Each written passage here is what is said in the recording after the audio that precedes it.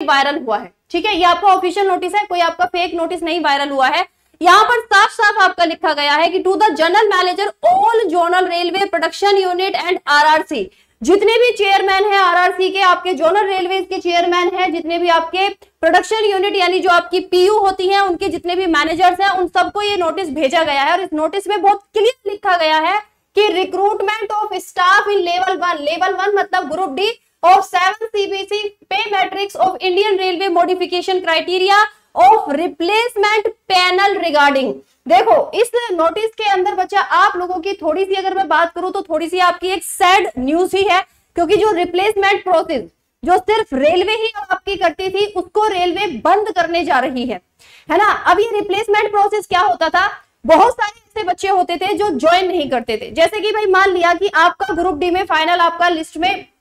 नाम था, आपकी नौकरी लग गई, बट आपकी एसएससी सीएचएसएल में भी लग गई है ना। अब आप किसको ज्वाइन करोगे, आप सीएचएसएल की जॉब को ज्वाइन करोगे, आप वहां ज्वाइनिंग पर नहीं जाओगे। कुछ बच्चे ऐसे होते हैं ज्वाइनिंग के कुछ समय के बाद रिजाइन डाल देते हैं, तो वो बच्चे जो ज्वाइन नहीं करते रिजाइन डाल देते हैं या जिनकी किसी भी कारणवश से आपकी मृत्यु हो जाती है, उनके लिए रेलवे ने ये बोल दिया है कि अब इनको हम रिप्लेसमेंट में नहीं रखेंगे। मतलब अब तक क्या होता था कि जिन बच्चों का थोड़ा 1-2 आधा नंबर कम था उनके पास में रेलवे कॉल भेज देती थी कि आप इस जॉब के लिए अप्लाई कर सकते हैं या एलिजिबल हैं, डॉक्यूमेंट वेरिफिकेशन करा लीजिए और अपनी नौकरी ले लीजिए। लेकिन अब रेलवे ने ये मना कर दिया है, इसी साल से ये मना कर दिया है कि अब हम हर साल भर्ती निकालेंगे और इस रिप्लेसमेंट प्रोसेस को हम लोग बंद करने जा रहे हैं। मतलब अगर हमारे यहाँ सीट खाली रहती है,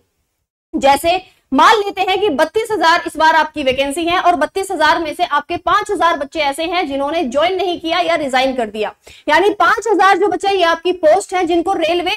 अब तक नई भर्ती में ऐड नहीं करती थी, अब रेलवे क्या करेगी, आपको इन्हें नई भर्ती में ऐड करेगी। मतलब अगर इस बार 5,000 बच्चे ज्वाइन नहीं करते हैं या 5,000 बच्चे आपके रिजाइन करते हैं, कुछ भी कारण होता है, तो वो 2025 की वैकेंसी में काउंट होंगे। अगर 2025 में 40,000 वैकेंसी आनी थी तो अब 45,000 वैकेंसी आएंगी।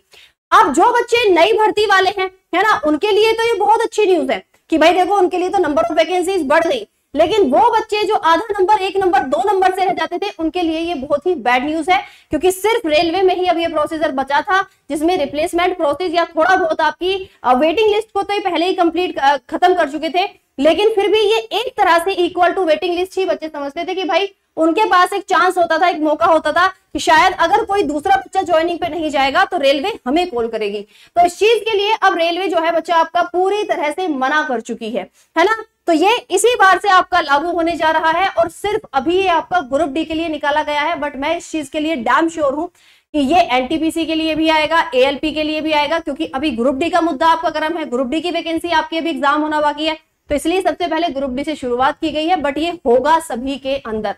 है ना, ये आपका सभी के अंदर होगा, इस बात की मुझे पूरी भाई देखो मतलब एक तरह से 95% चांसेस हैं कि ये सारी की सारी वैकेंसीज में आपका लागू होगा।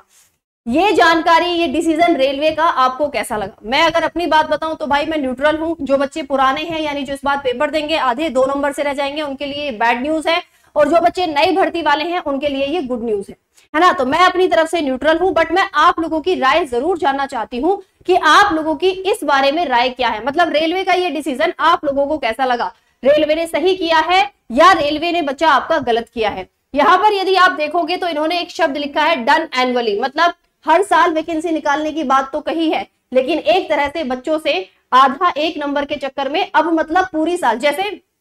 एसएससी में होता है ना, आपका आधा 2 नंबर 1 नंबर कम रह गया तो आपको नई भर्ती में दोबारा से फॉर्म भरना होगा। बस वही रेलवे कह रही है कि अब आपको नई भर्ती में दोबारा से फॉर्म भरना होगा, आपको नौकरी नहीं मिलेगी। अगर एक बार आपने क्विट कर दिया तो कर दिया,